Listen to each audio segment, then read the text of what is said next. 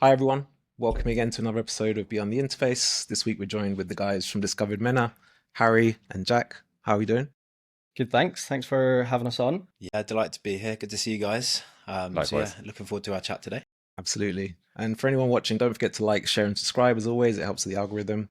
And yeah, this week's going to be a really different one, right? Because you guys obviously work in recruitment. You're very big players here in the region as well in terms of recruitment. We thought it'd be an interesting one to talk about today because the state of hiring at the moment across the industry, whether it's product design and tech, has been a really interesting one, right? So, how do you guys feel like that shift has happened over the last 18 to 24 months? Like, how have we seen the change in hiring happening? Yeah, it's a big question first of all, isn't it? I'll first maybe do a little intro so we can give a bit of context about my background in the UAE. So yeah, I currently head up product and design recruitment at Discovered and have a team of recruiters, one being Jack in the team. Yeah, I moved out here almost 5 years ago. Not even coincidentally, I was going to say, but via a recruiter actually, which I think is worth mentioning. Recruiters, there's a role out there in the industry called rec to rec, where there's recruiters that help recruiters get jobs. So recruiters really are for everyone. And yeah, I have obviously been at Discovered in that since that time, and have been working with tech companies, banks, pre-seed companies, fintechs, e-commerce platforms, kind of anything and everyone that might need product or design talent. And I have seen a big shift in those 5 years. I think that the competitiveness of the market out here has grown significantly. I think that the UAE, Saudi as well, have been more and more attractive to relocate to over recent years, down to a few different factors. And the job market out here as a result of that is insanely competitive right now. So as a new entrant coming in to the region that's looking to move out here and get a new job, it's incredibly competitive, as well as for local candidates that have been here for a while already, building their careers in this region, that have the knowledge of how this region works. It's equally as competitive for them now. And often you don't necessarily have an edge over the people that are applying from overseas. So incredibly competitive would be one of my first remarks on just how I'm seeing the market right now. Yeah. You want to add on to that? Yeah, well, I've only been here just over a year now, so it's more hearing it from people that have been here for longer. But from what they said, you really had to try and entice somebody from the UK or Europe to come over here, whereas now people are actually reaching out and saying, I want to make that move. So yeah, there's just a massive surplus of talent. So yeah, it's very, very competitive. So I would echo what Harry said. Yeah, I think competitiveness. What I would also add to that is I think over the last, I'd say 18 months to 2 years, I've noticed that hiring managers and businesses have become a lot more narrow-minded about hiring. So they're hiring a lot more in niches. They're looking for direct, relevant skill sets specifically within domains that they can hire from. And I think also when we are briefed in on positions as headhunters and recruiters, often we get the most narrow brief. A client will say, we want all of these experiences and skills, versus if they're perhaps briefing in internal recruitment teams or advertising the jobs themselves, they're happy to get 7 or 8 out of 10. By paying a headhunter, they want to see the extra value in a talent that is perhaps better than what they would normally get through their own means of hiring. So from our side of the fence as agency recruiters or headhunters, we tend to see that clients are being even more picky about what they want to hire, and specifically in product and design. Yeah. Just to echo that as well, and maybe show the comparison. I'm obviously recruited in Scotland, some of the UK, for the last like 5 years before I moved over here, and I would get a brief from a company. It would be a solid product designer. Didn't really need to have any specific background. Maybe if they'd worked in fintech, for example, it would be a really nice to have. Whereas now over here, it's like, okay, I want a product designer. They need to have 8 years of experience. 6 of these need to be in fintech. 4 of these need to be in payments. 3 of them need to be specifically in the UAE, stuff like that. So it makes it a lot more kind of niche what companies are really trying to look for, which makes it harder for candidates, because if you don't tick every single one of that box, then yeah, the kind of companies won't want to speak to you, in comparison to maybe 4 or 5 years ago when it wasn't as specific as that. Do they actually have to tick every single box, or is there a little bit of wiggle room where you can kind of convince them, it's about like 60-80% there. They can learn the rest. Yeah, I guess a part of our job is to really find out what the fundamental experience needed for the role is. And a job spec, we always will say, is a wish list of every single thing that they want. And a lot in comparison to a job spec, you don't need 100% of that. But what we'll try and do is pick out all of the things on the job spec, find out what is really important from that, and maybe have 3, 4, or 5 things that they need to have.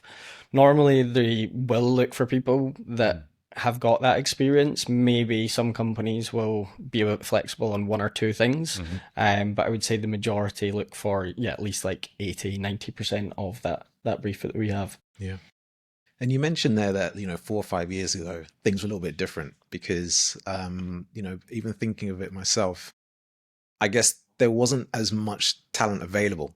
Right? Do you feel like there's so much design and product talent now that you're able to kind of filter them out so easily with all these different criteria? Do you think that that's a big change that we're seeing now in the market? Yeah, definitely. No, for sure. There is an abundance of talent.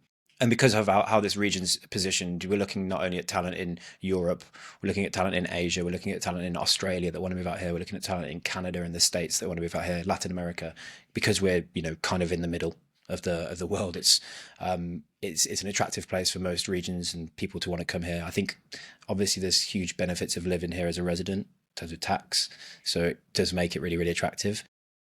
But yeah, I think generally, I guess the abundance of designers that comes from, I guess, I think the barrier to entry in terms of getting a design career is really open. There's a lot of resources that you can take hold of these days, a lot of courses you can do online and to learn the basics. And how many times have I been briefed in from a hiring manager about looking for a degree in design in my 5 years? Never, which I think's a problem. Do I think it's a problem? Perhaps not a problem, but do I think it is overlooked? Yeah, significantly. And maybe that's a good question for you guys. You're both design leaders, right? Have you ever once looked or even considered, hiring a designer based on where they studied, what they did for their, their thesis, their, what do you call it, the dissertation? Yeah, I don't know. Maybe I'm a bit biased because I've got a design degree. So I studied product design. So sometimes I'll come across one and be like, they done product design. And it was either at Brunel like me, or it was at Loughborough, which was like our rivals and stuff. So I know the quality is going to be up there in terms of like the teaching and what they learned and how they came out of it. So I think that if I do see it and it's recognized, it's from a recognizable institute for me, then I think that does give a little bit of weight. Yeah. But it's not necessarily something I'm looking for, right? Like I can kind of get that from the experience that's listed down on the CV in combination with what I'm seeing on the portfolio. And then like from the first chat, I can kind of get an overview of whether or not they're the right fit going forwards. Yeah. What about you? Yeah, look, I think for me, I have to admit, I haven't actually ever looked specifically like if they have the degree or not. I think it always comes down to experience for me personally. I've always felt that it comes down to where have you worked, what are the cool projects you've worked on, how do you present yourself, how do you, show yourself in your portfolio and all these things. I think that's what kind of is that initial hook. But the degree to me is less important because of what you said, right? Yeah. There's so many other ways that you can kind of get into this industry, but it doesn't make you less or worse. But the fundamentals or the basics are truly important though from a degree. Yeah. You can learn those over time. So I don't ever see it as a blocker. Yeah, it's definitely not a blocker. Yeah, I think real world experience is the most important thing. Yeah. But I guess it's that if you had 2 great designers that you were deciding to hire towards the end of the process, would their educational degree background ever come into the context of making a decision on who to hire? If they're both in a process, no, because you're evaluating them in exactly the same way at that point. Like, how are they handling the process? How are they engaging with you? Are they a cultural fit? What is the work saying? How are they handling how they're responding to your questions, all that kind of stuff. Yeah. So you're doing more of a comparison in that way. the degree might help get someone through the door Mhm. because, like I said, I understand the fundamentals that are coming out of that. But if they're both in the process, then it's open to anyone. Yeah. At that point. Actually, something I used to see back in Scotland. I started design recruitment 6 years ago, where it maybe wasn't as popular back then, just in terms of design. It was the first time anybody had specialized in design recruitment in the company that I joined. And things that companies did actually used to say back then is if somebody came from like a product design background, and it didn't need to be specifically digital product design, but the whole user-centered thinking, and that is obviously very similar and aligned. So if somebody had moved into UX design after that versus someone that had done marketing and done a crash course in UX design, they were more favorable than others. But it's not something you see too much here, just because I don't really think there's much junior hiring going on here in design or in the market in general. So yeah. We should touch on that actually. So there's not enough, or there's not a lot of junior hiring. Happening. Realistically, I mean, I think I probably have seen tens of jobs in 5 years with a job title of junior or intern, graduate, which I think is a shame, right? There's a lot of people growing up in the UAE now, studying out here, looking for their first role. What do? It's difficult, right? It's really, really difficult to break into this industry if you've not got 3, 4, 5 years of experience and coming from a UX mature region. I meet a lot of graduate designers that want real world experience. And I say to them, why don't you reach out to design leaders like yourselves and introduce yourself and just say, I would love it if you could give me the opportunity to shadow you in your office for a week. Unpaid. I don't want, I'm not asking for any, remuneration here. I just want to get some experience. Would you be open if I came into the office for 1 week, for 1 day over the next 5 weeks and just intern, just learn, just shadowed you, just, and I advise them to reach out to 10 design leaders and sort of see what they get coming back. If you, I guess if you did get an approach like that from a budding young designer, maybe it makes you think back to when you were maybe coming out of university, finding it difficult to land your first job. How would you generally react if you had time to see that message? Would you entertain that? I've got a funny story. Okay.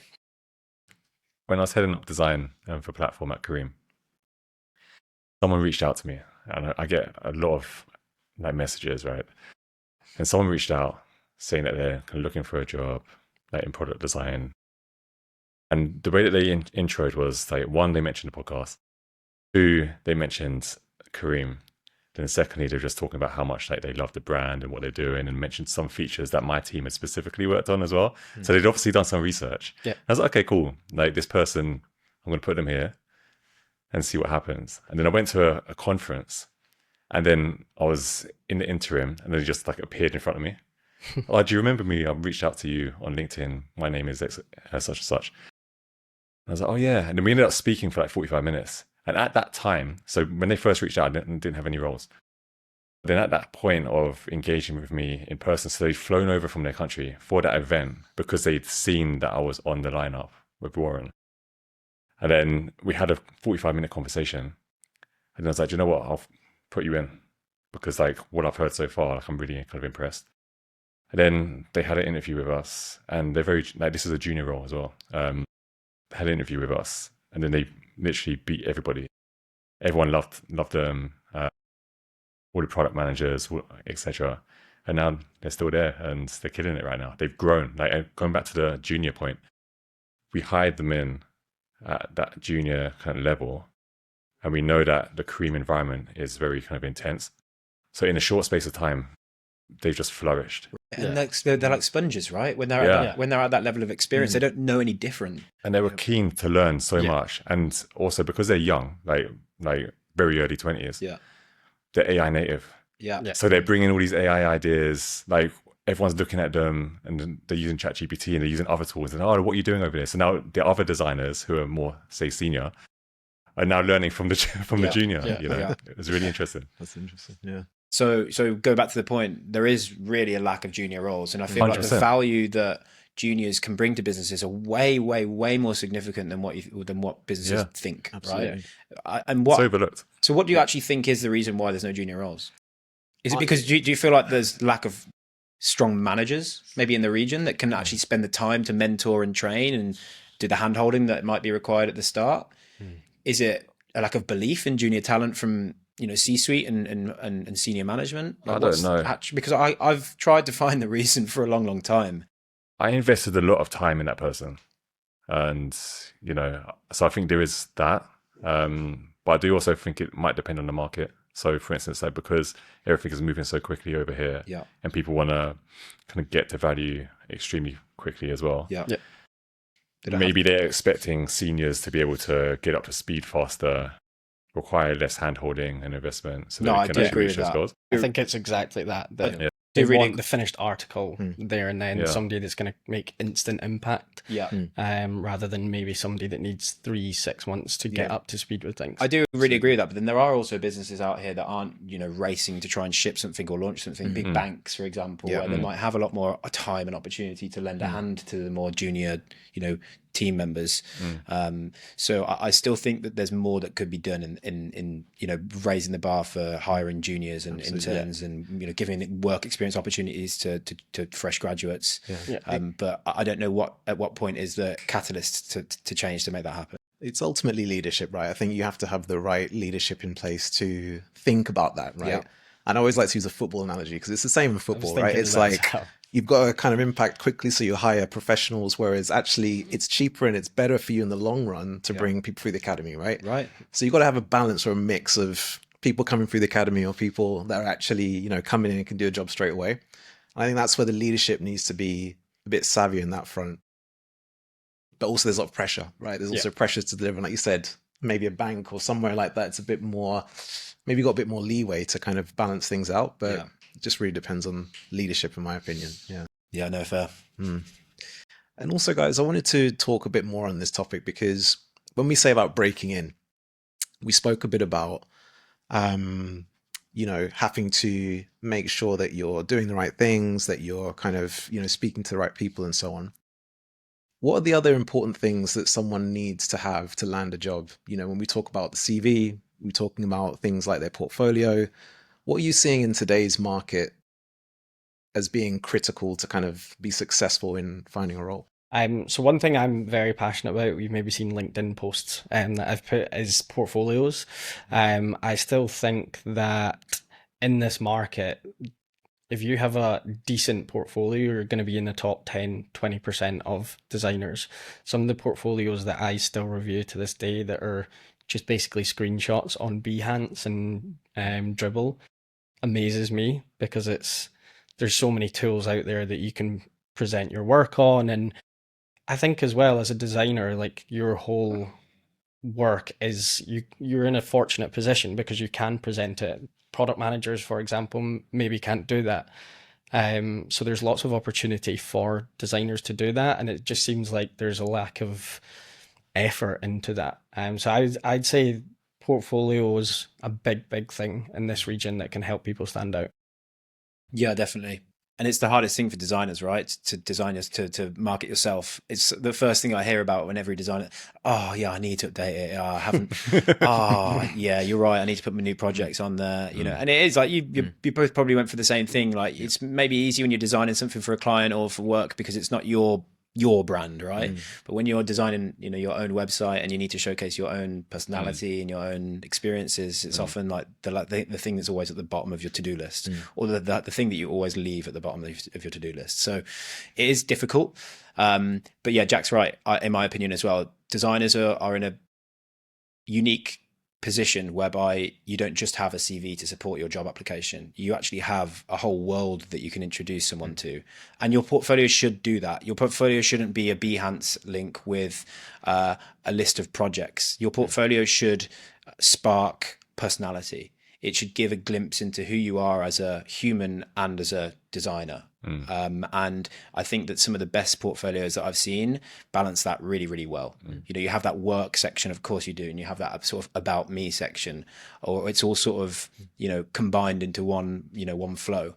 So portfolios are incredibly important. I've started to see some really, really innovative portfolios recently, designed by, Framer, designed in Figma, completely, coded themselves or vibe coded. And yeah, I'm starting to see some really, really, really brilliant portfolios that make me want to speak to the designer. Jack and I are looking at portfolios, well, CVs and portfolios on average, maybe 50 to 150 per day times. When I see a Behance link, it's just like, it's just, when you just feel like that, and it's like, I've automatically got in my head that it's not going to be, which maybe I shouldn't, that if it's a Behance link, it's not going to be a great standard of portfolio. Obviously, some people do actually have case studies on there, but most of the time it's just like what the final result was, which as a product designer, like there's so much more to it, right? So yeah, main advice of that is get off Behance. Yeah. And when I see firstname.lastname.com, I'm like, oh, here we go. Jack, do you want to look at this one with me? Yeah, but I think actually we'll mention what we've seen most recently. It's working with someone right now. A candidate that I'm working with has got a UX test on his portfolio. So you go on it and it's basically components of a website, a landing page, and you've got to move where everything goes, and that you put it in and you submit it, and it gives you a score out of 100 what you got. So we did it again. So I did it a couple of weeks ago, or last Friday was it? And did it again today. So I got like 63 out of 100. And improve your score now. Yeah, exactly. But yeah, just stuff like that to really like to catch the attention as well, right? Of course, you've got to have, I think, a good portfolio displays, good theoretical processes. You have to showcase an understanding of, how you got to your end solution. You have to kind of present the reader with what data you were given at the start of the brief, and ultimately your process is super important. And one thing I think that is also perhaps not spoken about is, when you're a designer creating your portfolio, often you are designing it in a way where you're trying to impress a design leader. And in reality, a lot of designers, particularly in this region, don't report into a design leader. They report into a product person. So I see a lot of great design portfolios that I know design leaders would love, because it shows incredible creativity, out the box thinking, innovative designs, interaction designs. However, a product leader might not look at it in the same way. They want to see more, what metrics what did you drive? What solutions did you propose? How long did it take you to design this? And lots of other sort of more business related, metrics that are more relevant to them in their role as a product leader. So I think that designers need to understand that they're not just trying to showcase their work to a design leader. They might be, who might be reviewing their portfolio could be a product leader. So they have to balance, that out, and they have to make sure that it reads well to a design leader, but it also reads well to a product leader. And I think that's something that designers don't necessarily, consider when they're creating their portfolios. Question on this, because I've heard like mixed kind of trains of thought. So some people that I speak to are like, they just want to get to the point as quickly as possible, and they want to see some nice visuals, and they just want to. Do you mean if you're speaking to a hiring manager, or are you speaking to a candidate? To a hiring manager. Okay, yeah. They want to see nice visuals. They want to see like impact, and then like a very brief description of kind of what's going on. Other people that I've spoken to have been like, they want to see, or they want to read every single detail about that project, see the whole story. What do you think works better in most cases? It is quite hard because it's very subjective. I would lean on having more information in there, just because people can get more context. But I think there's obviously ways that you can do that as well, by getting good visuals in there as well as good context.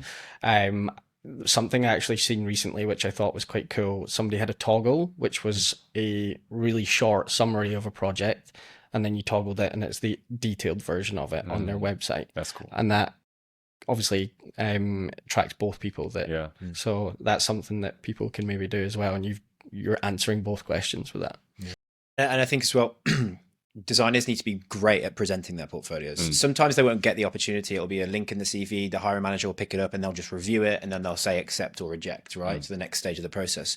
But often, as a design leaders, I'm sure that on first interviews, second interviews, you'll ask the designer to show them their portfolio. Mm. And I think that where a lot of designers fall short during interviews is that they're not very good at presenting their work. They can tell a nice story on the website, but actually on the video call in person when they're there, their actual presentation skills let them down. They're not able to perhaps say what their role was within the project. They talk about what we did as a business, what we did as a team, but they don't say, my team, we were tasked with this project. My role within this project was X, Y, and Z. So I feel like a lot of designers need to think a little bit more about what I did, what you did as an individual, rather than focusing on what we did as a collective. I do get a lot of feedback from design leaders about that. Yeah. It's not a simple thing to do, is it? Right. There's a lot that you have to kind of really think about. So many intricacies. I know, so many little intricacies. But it's great to hear your view from this, because you guys are essentially the front line, right? It's before it even gets to a design leader or a product guy that's actually reviewing it. You guys are that first. It's funny, really, because we're not designers. Invited to a design podcast, and I kind of definitely didn't study design at university, but you're right. But you're asking the right questions, right? Yeah, we need to see the impacts. We need to see visually, does it kind of also show your work? Can you have a short version, a long version? Like all these things are super important, right? So it's good to hear that you guys are also looking at some of those critical things. And then in terms of CVs now, because this one is a tricky one, because I've spoken to a lot of people about this recently. In the last couple of years, AI has had a big impact in terms of like ATS readers and just the way that CVs are getting screened before they even get to an actual human that reviews them. There's a lot of talk also about how you have to tailor your CV for each different role, right? How are you guys seeing that CV landscape? And on the back of that as well, do you still see value in people approaching roles from the CV standpoint, or kind of going the route that you guys are, the more the headhunter role?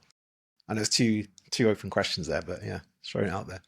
So with CVs for a designer, I think there's obviously you need to have a good CV, but I would definitely put more weighting on a portfolio over a CV.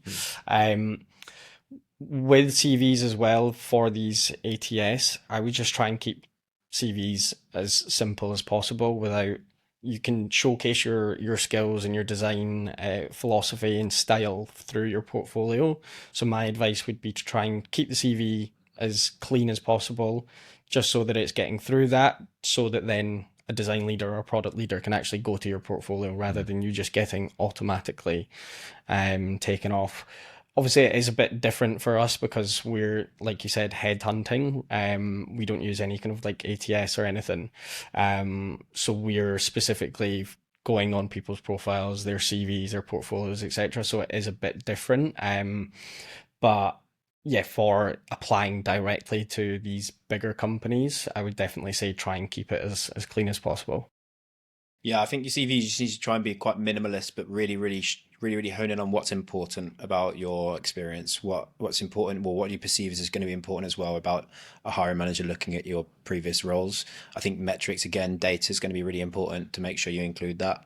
I think talking about if you've managed teams before, individuals, headcount of the teams that you've managed, talk about the domains that you've worked in, because often if you are, saying that I worked for, Warren's design company, the hiring manager might not know what domain that is. It could be a fintech for all I know.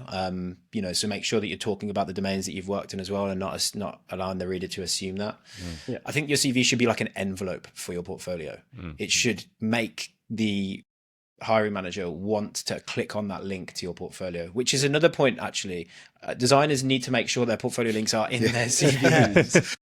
It's the amount of times where I've said, where's your portfolio link? Like, oh, it's here. I was like, why isn't that in your CV? Or here's the link. Why isn't the password in your CV?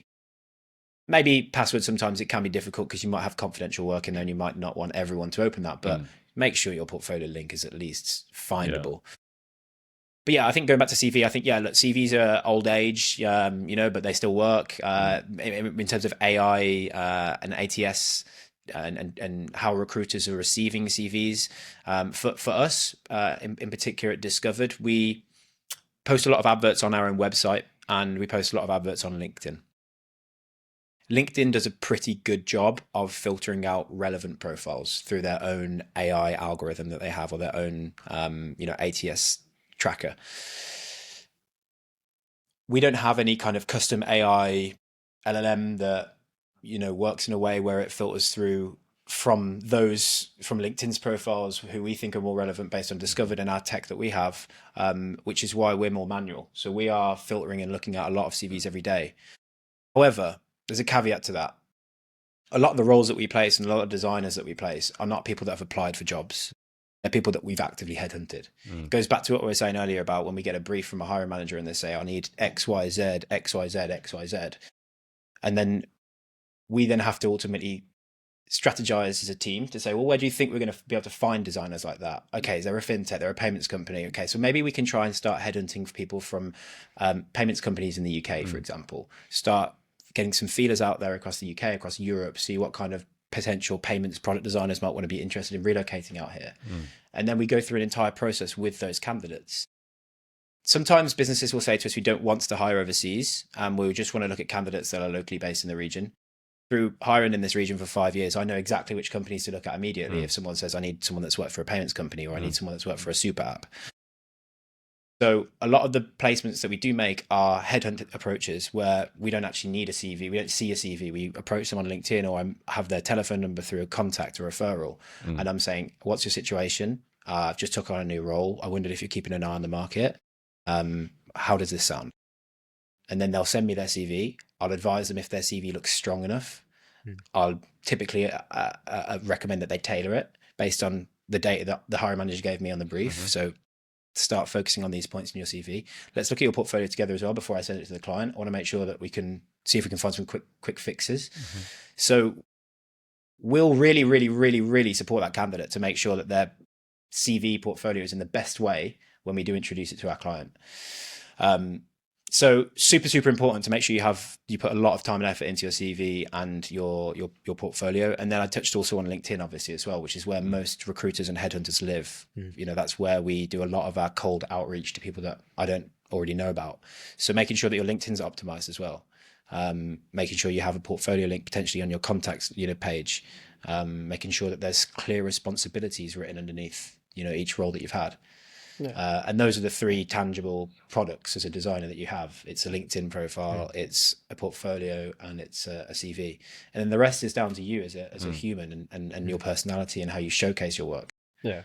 One thing just to add on that as well, you kind of touched on it, but maybe just to go a bit deeper on it in terms of the way in which the algorithm works with LinkedIn is that the more you have a certain buzzword on there, the higher you're going to go up that kind of algorithm. So yeah, I still see CVs when it just talks about really basic responsibilities that you could just pull that out of any job spec. It doesn't really actually talk about the product or the project that you've been working on. So having context on there, what was the actual project? How long were you working on it? Just anything that it's going to give a bit of context to it.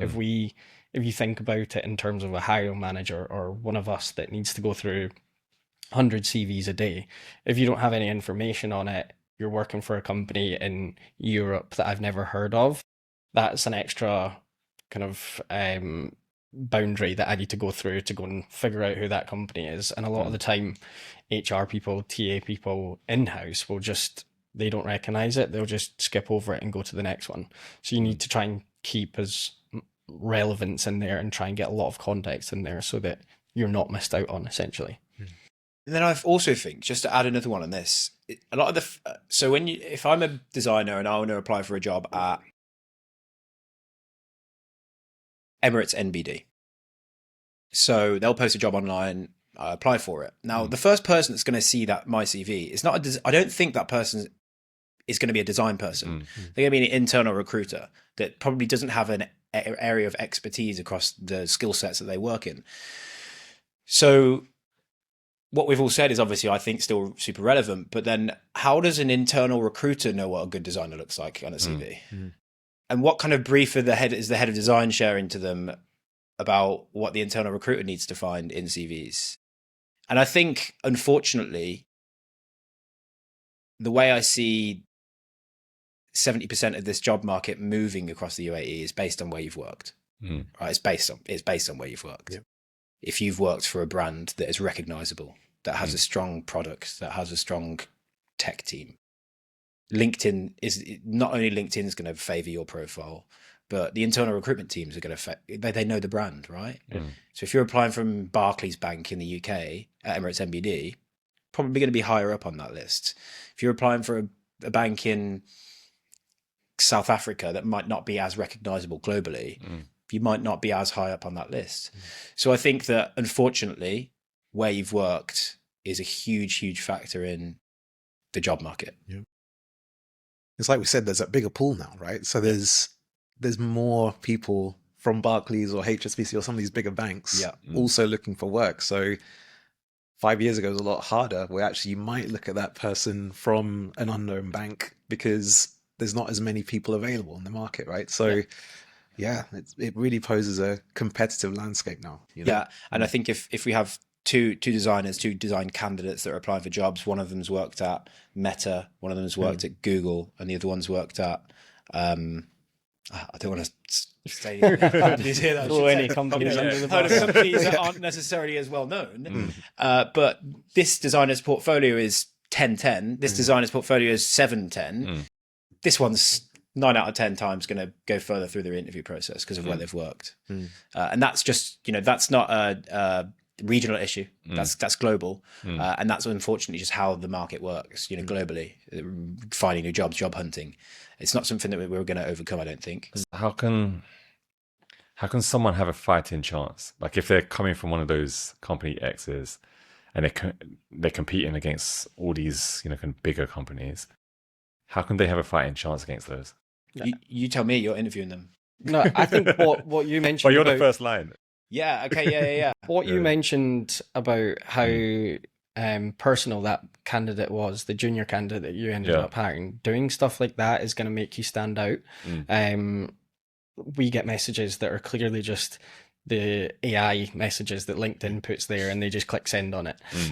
Putting a message and trying to maybe mention something about being in Scotland or something like that, that's automatically going to just naturally make me think, oh, that person has actually put a little bit of effort in. They're going to present themselves well, or it just puts you more inclined to speak to them. So I would always try and do that, whether that's messaging recruiters, whether that's messaging hiring managers, internal HR people, just because it's going to make you stand out from the rest of people that are just saying, hi, I want a job. Here's my CV. I think that definitely helps, and there's still a massive gap between the people that actually do that and the people that are just... And it does work. It really does work. Yeah. If you like the example you shared about someone that reached out to you directly, they didn't just say, hey, Jay, how are you? Got any jobs? Yeah, they've done their research. Right? They did. And there's a case in point as well. When I was at the Product Tank event in Abu Dhabi with Figma 2 weeks ago, we had an intro talk from Harry, who is the Chief Digital Officer at Aldar Group, like a big dog, right?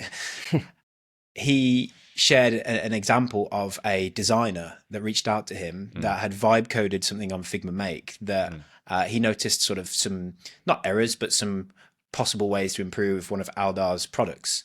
So he vibe coded this entire, new prototype for Harry. Harry's a very, very, very busy guy. I'm surprised he even checks his LinkedIn. But the message that this designer, this budding designer, had reached out to him about, it really kind of told a story to Harry.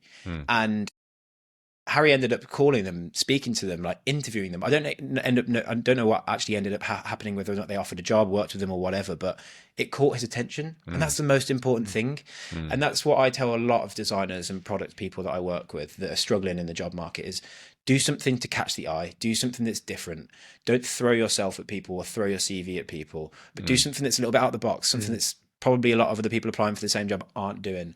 LinkedIn is, you've got a lot of touch points, a lot of data. You can see who people are connected to. You can see posts that people are making. You can see recommendations that people have given. Can you try and find a little nugget within one of those that you can use as your Trojan horse to try and knock down the doors of Warren and Jay, for example? Often you guys are at events, right? You're at DDX on the weekend. I'm sure that, you had time around drinking a coffee, around, there's probably some breaks during the sessions and opportunities for designers to come up and introduce themselves to you. So I think it's being innovative, trying to be a little bit, very, very different to what other people are doing. And then it's also that kind of extracurricular stuff that you can be doing, getting yourself out, building a personal brand, going to events, proactively introducing yourself to people. It's those kind of out of the box ideas now that I think, you know, a lot of people need to do to push on in their job search. Especially in the UAE as well, we've seen countless examples of people that have come to Product Tank and taken our advice in terms of put yourself out there, speak to as many people as possible. There was a designer that I met, gave him a bit of an advice. He came to Product Tank, ended up meeting a lead designer for like a design agency, ended up getting an interview and then getting a job from it. So it really does work, and it's very traditional in the way, just try and meet as many people as possible. But the more people you meet, the more chances you give yourself, really. Yeah. It's essentially networking, right? Yeah. Because everyone talks about this. Oh, you got to network, you got to kind of do all that. But I think it's about being very intentional, like you guys mentioned, right? It's not just, yeah, hi, give me a job or whatever, Yeah. right? Like you've really got to think about how you're going to approach this company, how you're going to approach this individual. Yeah, and there's a process to it that kind of needs to happen, right? And what I like about what you guys are saying, it's almost like you almost need to like take it as solving a problem, like solving a design problem. Yeah, or think of yourself as a salesperson, but you're the product. Yeah, Yeah. exactly. Yeah. Yeah, really interesting stuff. I want to kind of switch things over to leaders and the design leadership market out here as well. So I think everything that we've discussed so far definitely kind of applies to everybody, like whether you're a leader, whether you're on your way, can up the ranks. But in terms of like design leadership, what are you seeing in terms of that landscape out here? And are there any kind of challenges? Is it easier to recruit, harder? Design leadership in the UAE, I mean, it's not really here, is it, right now? I mean, actually, when I first moved out here almost 5 years ago, I actually placed quite a lot of design leaders out here. Heads of design, chief design officers, VPs, SVPs of design. And as a headhunter, as a recruiter agency side, you want to work on the senior roles where you make more money and you ultimately build relationships with, you know, the senior people.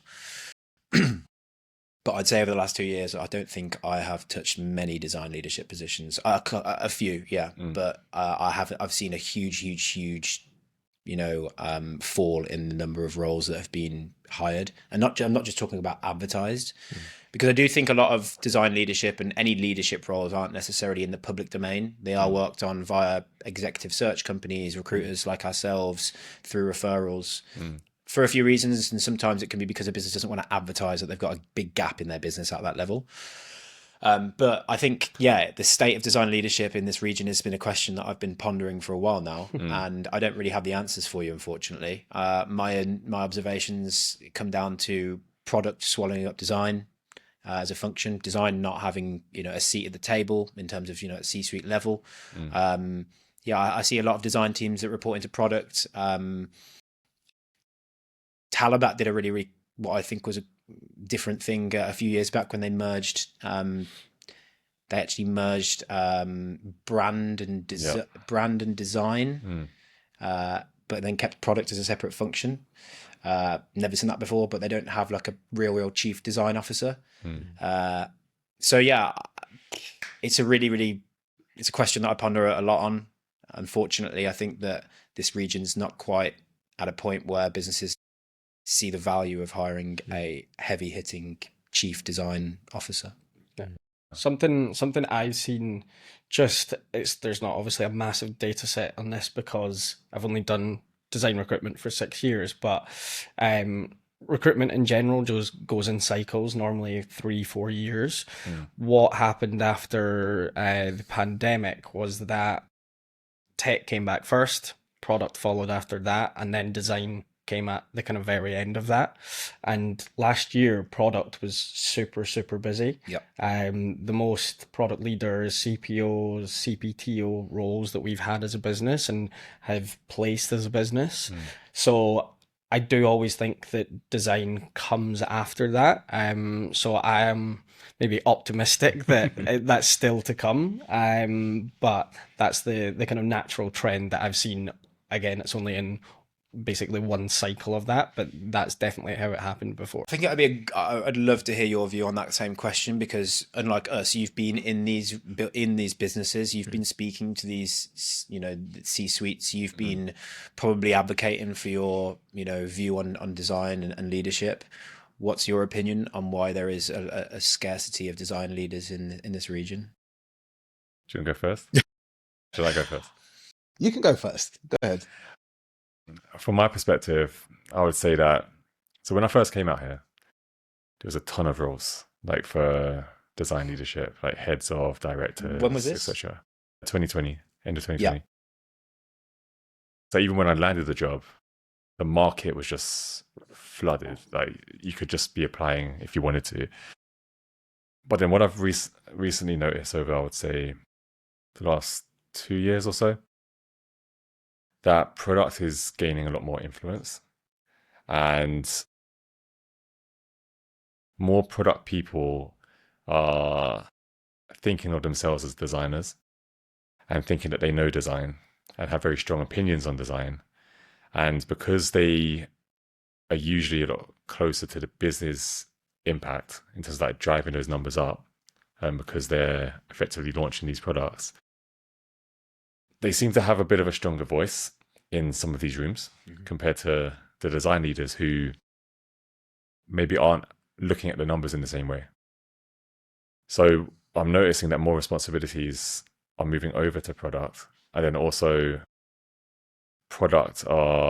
designers are ending up reporting into product rather than having their own kind of division. So I'm seeing from some companies that the design leadership part of the business is effectively being either divided up or shut down.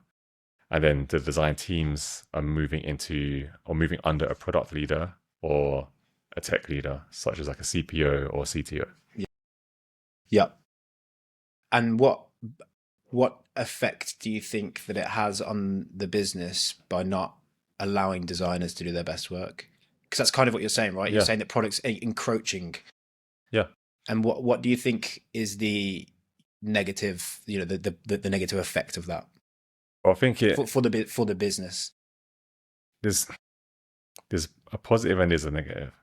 So I'll say, let's go to negative first. So the negative is that you then end up trading on quality, right? So you don't have that person in the middle between the designers on the team and that exec level who can effectively shield them and get that team to really focus on the craft and make sure that the quality is at the standard that is needed to push the business forward and add the value that we want for the customer. Yeah. When you start moving into product and tech leaders, they're all optimized for speed usually, right? They've got targets that they want to reach. They want to ship frequently. So therefore, if you're shipping super fast, then you have to have a trade-off at some point. Usually that's quality. And then you're depending on the taste of the CTO or the CPO in terms of what good looks like, rather than a design expert in a leadership position. So you're definitely going to be taking a forward on the quality that is coming out. The pros are that it's an opportunity for the design team to really understand the business a bit better. Yeah. Because when they start having conflict or challenges from the product people, it's going to be very much around, is this actually driving the numbers in the right direction? So that's an opportunity for them to learn. So you see a lot more designers becoming more product driven in their approach. I would say there's an opportunity for the ones to learn and really lean into it. Yeah. Okay. Yeah. Interesting. Yeah, I agree. I agree with everything you said there. I think it's a multitude of things. I don't think it's one thing. I think there's a combination of things that have kind of led to us being in this situation. But one angle I want to come at is the pressure from C-suite to reduce headcount based on AI. Okay. So obviously there's been this big wave of people saying, oh, how can we optimize our teams? Because AI is coming in now. Do we need such a big team? I think there's been pressure from senior people to rethink, restructure how their teams are. And when we ever talk about any kind of restructuring or review of any team, design is usually the first one to kind of go, right? It's because unfortunately in this region, potentially, I'm not saying globally, but it's kind of seen as like a vanity role. It's like, oh, great, we've got, someone that's kind of leading up design, but they don't see it, or maybe the maturity of how that role operates or what that role needs to do is less understood. And a great example of that is just like, if we're talking about operationalizing AI, yeah, it's great that we could have product people. We spoke to a guest recently at Microsoft that mentioned her chief product officer, someone senior in product, is vibe coding and kind of doing all these kind of things, right? So it's great. Everyone's now able to kind of use AI and do this stuff, but who's thinking about the direction where the team's going, for example, right? Okay, what's the process of us taking that AI code, moving it to development, and how do we do checks and all these kind of things? And how do we think about linking our design system to AI, and how does that kind of flow into the ecosystem? You know, these things are not going to be necessarily thought of by a head of product or a chief product officer, right? And the designers are actually executing. So there needs to be someone that takes a bird's eye view and is able to kind of think about strategically the future and so on.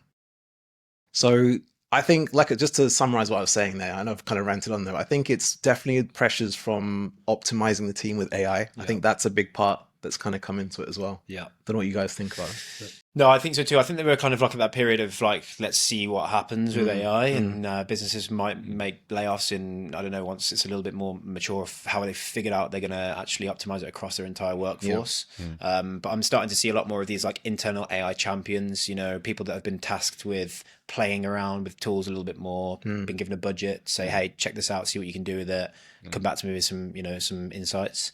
And I think we'll continue to see that. And I think that's a really good way to go for businesses, to actually find people in different teams cross-functionally, get designers to start playing around, get product managers to play around, get engineers to play around, and sort of see what happens. Because I do feel like we're in that playground period at the minute with AI.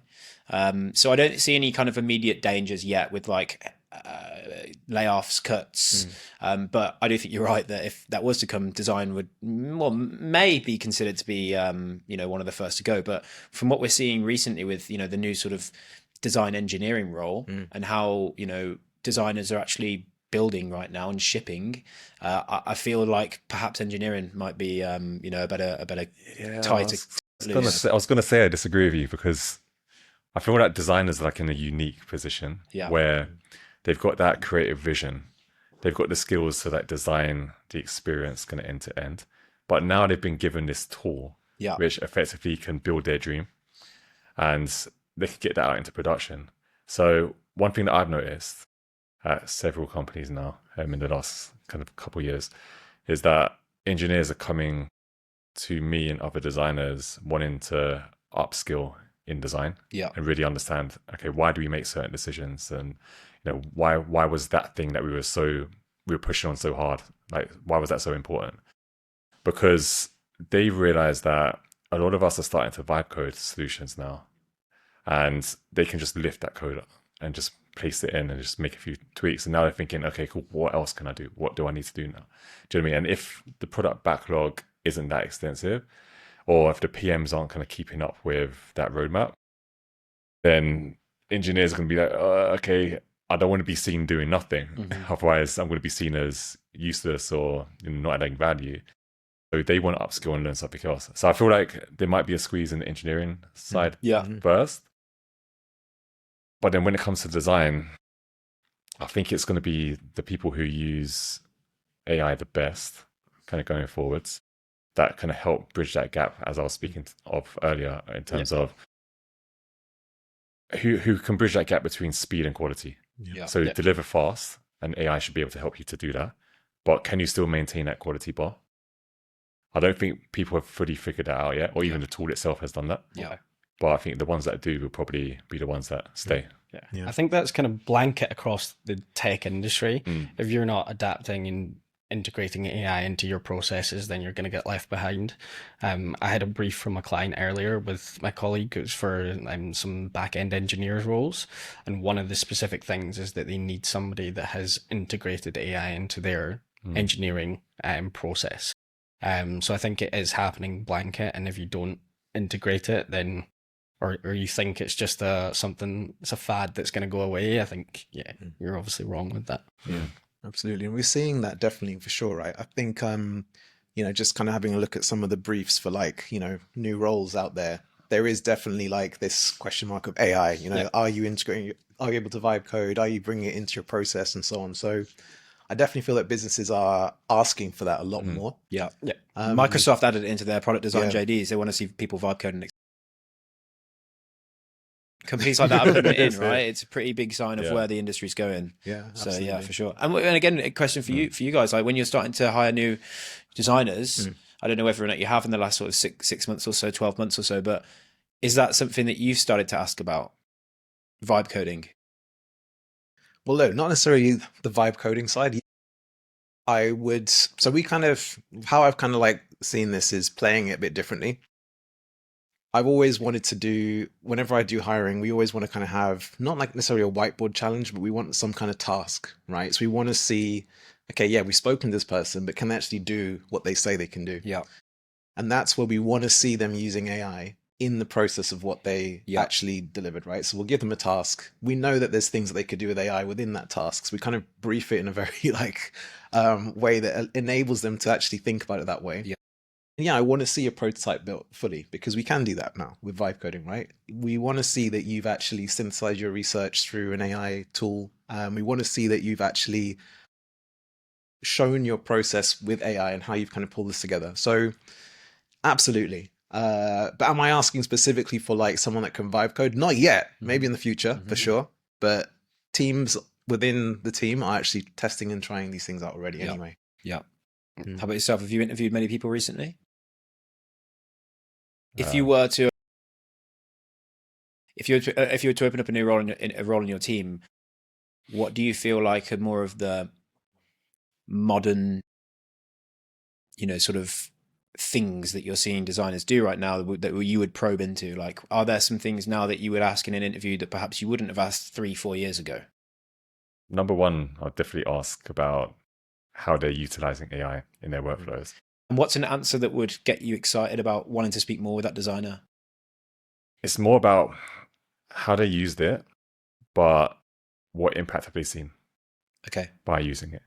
So an example that I gave earlier in terms of using AI to kind of create a kind of prototype or say make a 1% improvement to something. So what I have seen is designers have leveraged AI. They've designed everything in Figma, right? They've put the Figma design into a tool like Cursor or Figma Make. Yeah. And then they've done 1% optimizations to say, well, I want this particular component to behave like this when the customer swipes or scrolls or whatever. And that something like that would take a couple of weeks maybe for them to do before. Yeah. Now they can do it in like minutes or an hour. Yeah. Okay. Hand that over to developers, and then that speeds up the whole developer process. So they can lift and shift the code. But what you're actually specifically asking these designers is how has it affected how you would have previously done it, right? It's what's the difference for you? Like, is it time? Is it money? Is it accuracy of how the design works? Is it the quality of the output? You're actually understanding not just how are you using AI, but what's it benefiting for them, and also for the business and the team. Exactly. And that's really important because it goes back to what we're talking about with like metrics and actual outcomes and outputs. I feel like designers are great at showcasing how they're using AI tools and leveraging them and showcasing their work that they've built with these AI tools. But what's actually been the difference? What's the differential? Why would this be the way forward versus how you previously do it? And I think it's important to note those metrics for sure. Another question around so we spoke about leadership. We spoke about the non-leadership roles. But one shift that I've noticed so far is I think what's replacing leadership roles is this whole kind of like player coach position, like a principal design level position seems to have emerged into the market. I don't know if you've seen the same. I'm guessing by the nods you have. So what do you think about working on requirements right now that are exact. Now, what do you think about that? Like, why do you think that's happened maybe? And do you think that's a good thing? I think there's a few different reasons. I'll just give you one potential reason. I think it adds another salary band for a business to attract a different type of designer they could not previously attract before. If they want to hire someone that's a really, really heavy hitting product designer from, somewhere overseas that's worked in big tech, but is coming in with a big salary, they could still attract them before they might not have the salary band the role created. And that it does, prove a challenge for businesses that want to try and hire someone where there's not a role. So I think it does give the opportunity for businesses to hire a caliber of designer that they previously couldn't. But that's definitely like not one of the main reasons. I don't think it could be. Yeah. I think as well, just because design teams are nowhere near as big as they would be in, say, like a big tech company in the UK and or the US, for example, they don't feel like they can just have a head of design who is purely hands off and just managing people. They need to be doing more than that because the design team isn't big enough. But yeah, it's definitely something that we've seen recently is yeah, there's a big shift towards still being hands-on. Yeah, it could be kind of like a cheap way for a business Yeah. to try and hire a head of design, basically. But yeah, Jack is right. A lot of the time we do hear that they, even when there is a head of design role, they want them to be hands-on. They want them to do this kind of player coach role, but they're not willing to pay them what a head of design is truly worth. I actually had, really interestingly, so I met with a female design leader who was coming over from the APAC region, where she'd worked for the last, I think, 6-7 years within one of Asia's biggest super apps. And I was super excited to meet her. She was like, I'm moving to the UAE. She's like, I want to work with you to figure out what the design region looks like in the UAE. We met up, we had coffee, we had lunch. I was really, really excited to meet her. And she was telling me about her experience and what she was doing. And her role effectively had got to a point where she was overseeing a team of 65 designers. And she was showing me her portfolio, which is all about her leadership style, what her team had built, and, how she would lean into strategy. But, she's not in Figma these days, but, how she would lean into strategy, support the team, deliver that, work with product, etc. Manage a lot of the communications at, at C-level with the business, and handle herself really, really well. And I got back to the office and I was like, I'm not going to be able to place her. I was like, she's probably one of the most talented design leaders I've ever met with. So I'm not going to be able to place her. There's no businesses with those roles out here. There's no business that wants to hire someone that can manage a team of 65 designers. I think the biggest design team in the UAE is currently with Emirates NBD. And I think that they have like 3 different design leaders as well. And I was just gutted, because I was like, you are an insane talent. You are, you would add so much value to a business. But unfortunately, this region's not really ready for you right now. So yeah, and I think that kind of is potentially the answer to the question about design leadership is we hear the word maturity being thrown around a lot, but there is truth to that. And I think that as businesses grow, as businesses start getting more investments, getting further on in their progress, I think that we will start to see an emergence of design leadership roles. But right now, it's still at that. Absolutely. It's still kind of at the tip of the iceberg, I think. Because it is important to mention that it's a very different story across the other side of the river, right? In the US, like and there's an abundance of senior design roles, VPs, heads of design, and the recruiters get paid loads more out there. So. So does the designers. Yeah, exactly. So shall we? Yeah. No, you're right. Yeah. So it is very regional, and we are seeing that also in some parts of Asia, like you mentioned as well. We're seeing the same thing. But yeah, definitely that player coach manager role is definitely something that's seeing, and even in the US as well, we're seeing it a lot as well. Like principal staff is a big thing out there, right? I wanted to come back quickly because we forgot to talk a bit about JFBI, because we were talking about vibe coding and so on, right? Harry, you're leading JFBI. Do you want to tell us a bit about that? It's a new initiative. JFBI is just build it, right? And Nice. it was born from an idea that myself and my co-founder has, which is Sherazan. I don't know whether or not you guys know Sherazan. He's a really, really close friend of mine, and I actually placed him in his role. He's chief of design at Bottom, which is part of the Astrotech group. We chat a lot, and we kind of wanted to work on something ourselves. We bounce off each other a lot, and we both agreed that this emergence of vibe coding is not just a fad, and we thought that it's actually the next evolution of the product design role. So we realized that there was nowhere in the UAE that was creating a space for people to learn about vibe coding. A lot of things were like, do your own research, YouTube, podcasts, etc. And through the work that I've done and have done with Product Tank, I know that I have a pretty strong community reach out here. So we decided to build JFBI with a view that Sherazan leads our masterclasses. He's an absolute genius in vibe coding. We have interchangeable AI stack that we play around with for each sprint is what we call them. And we have sessions per month where we have 30 attendees attend. We offer tickets to join us. And we basically have a 4-hour masterclass of introducing people. And we have a beginner and advanced track, introducing the beginners about what vibe coding is, how to get set up, what it's beneficial for. And the advanced track, a lot more supporting around actually shipping, quite complex products. So yeah, we're still, at the sort of start of our journey as a community, as an AI builder platform. But so far we've had a really, really great start to that. And there seems to be a lot of buzz around it. A lot of businesses wanting to try and collaborate with that too.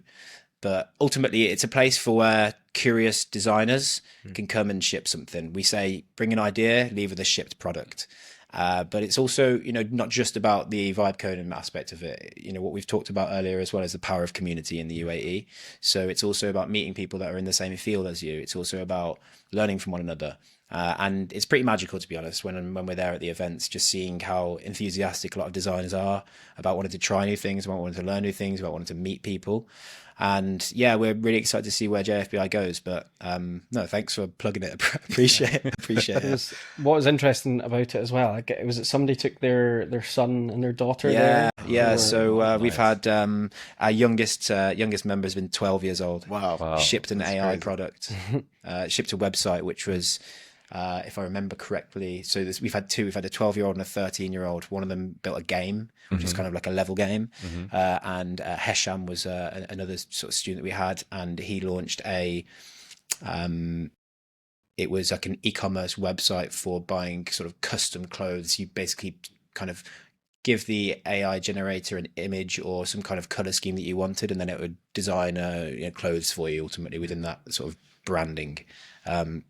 Just amazing, right? Sounds like an organic evolution to another business. Yeah. Like a secondary So, education. and I think that kind of explains that vibe coding is not just for designers. It's not just for someone that wants to build a business.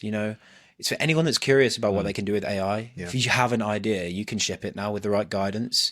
And that's what we invite people to come to JFBI for, is if you've got an idea, if you're hungry, if you've curious, come down and let's build it. And it's a super fun session. Sherazan's like an amazing character, an amazing personality. We've got a few ambassadors that are helping us down there now as well. A lot of people that have come back for repeat sessions. We have fun there. Yeah. And yeah, I'm super excited to see what happens next. Tuesday, you'll have to come down. Free tickets. Or 100 dirhams off, maybe. Definitely. Let's see. Yeah, but look, it's been great talking to you guys. It's been a really good session. Some really great insight. I think people take a lot from. It's going to be so valuable, honestly. Yeah, really. Yeah. Hopefully. I think we're in a unique position as agency recruiters where we sit on the fence, we sit on the candidate side, and we also sit on the client side. So we do have those insights from both, both sides of the fence. I guess I was interested to ask you guys though as well, is like, what's your thoughts on agency recruiters? You probably worked with them before. Maybe we don't have a very good reputation. I'll be perfect. not as personally, but as a generic field, headhunters, be like real estate agents. You kind of. I think there's a lot of value with working with a good recruiter that knows what they're doing and talking about, that has a good network. But I'm interested to know what your experience has been with working. Whether it's as a candidate or as a client, and what you perceive the value is of working, possibly engaging with Jack and I to support you with hiring. I mean, I can answer quickly. I think the last few roles that I've got have definitely been based on someone reaching out to me or headhunting or that way. It works, right? It does work for sure. And I think, we spoke about ATS readers and kind of going it alone, right? Where you kind of go into a pool of like 100 people. 100 plus, probably thousands, right? Yeah. Is working with someone that is doing a bit more detailed view of you. You're having a conversation with them. You might have an interview with them first and discuss their background, and you're getting someone to sell you a bit more versus you just kind of going in blind. So I definitely see there's value in that. Personally, from what I've seen anyway, and I think anyone that is looking for a role should definitely kind of think about that route, because when you're going in cold alone, I think this is a different. It's a different atmosphere, right? And I guess you guys must know about your hiring rates must be pretty high as well versus, what you've seen in the market of someone going alone, so yeah. Yeah, I quite like working with them. So in the UK, I worked with them quite a bit. Over here, not so much, mainly just because a lot of the companies want to stick to their internal recruitment teams, and that's another barrier that we have to kind of get through first. But I do definitely find that if you want a kind of niche role, or if you've got someone or something very specific, then going to an external kind of recruitment agency is definitely kind of the way to go. You generally get better results faster. And then also on the flip side, kind of most of the roles that I've received have come from being headhunted. So I can't kind of fault that. So no, fair. Yeah. So yeah, so reach out to the guys if you ever need any hiring, right? So they can Yeah. reach out to you, Harry. And No, for Zach sure. And and- like people are more than welcome to reach out. Obviously they are. It's difficult to get back to everyone. It really is. I mean, every day we get hundreds of messages, and I'm that's sure not. you guys are the same as well. Yeah. Yeah. It's not even, that's not even emphasizing. That just talks about this region, I think, and how much of people have an appetite to get out here, or when they are here looking for the opportunities. I think if you are someone that's reaching out to, a Jay, or Warren, or Jack, or myself, I think you just don't throw your CV down the inbox at someone. Really try and spark a conversation first, because that's what's going to get you the traction. And I think also it's about attending, these extracurricular activities, those events, learning from other people. Look, if you go to a Product Tank event, I'm not going to promise that you're going to find a job or an interview, but you'll definitely learn something. You'll speak to someone, you'll find out how they got their job perhaps, and it might click something in your mind about how you can mix your approach up. Yeah. So I think that there's so much, learnings that you can do by attending these other events, listening to podcasts like this, and just trying to, kind of think of your job search less transactionally and more about it as almost a sales pitch and selling yourself. So yeah, great to chat with you guys for sure. I'm sure that we could probably sit here for a lot longer and talk too. But there's a lot to cover. Yeah. Just not enough time, Yeah, unfortunately. yeah. But it's been a pleasure kind of sitting with you both and kind of sharing your insights. I think this is going to be one of the most kind of valuable episodes for people to hear, because everyone wants a job, right? So lots of golden nuggets kind of in here for kind of people to pick up and kind of learn from. I just hope that everyone listening applies it and to give themselves the best chance possible. But it's been a pleasure, and I think you mentioned everyone can contact you via LinkedIn. Yeah, for sure. So you know where to find them. And hopefully, well, maybe we'll have you back someday. Yeah. We can continue this conversation. We'll the see. landscape changes again. Yeah, exactly. Maybe we'll be the first people to get made redundant. No one's spoken about that. A pleasure, chaps. Always good to see you both. This one. Thanks Cheers, very thank you. much.